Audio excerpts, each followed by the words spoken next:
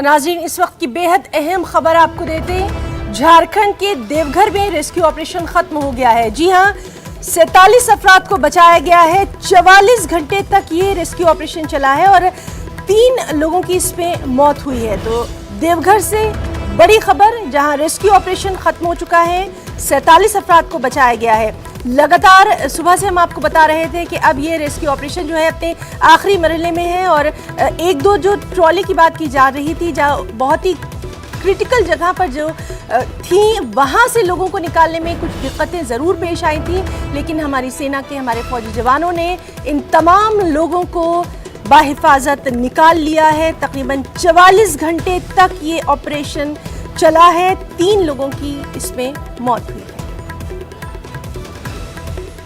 तो अहम खबर, देवघर में रेस्क्यू ऑपरेशन खत्म हो गया है।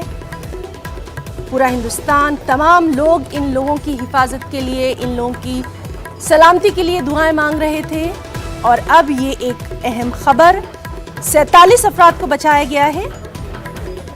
3 लोगों की मौत हुई है। 44 घंटे तक ये रेस्क्यू ऑपरेशन चला।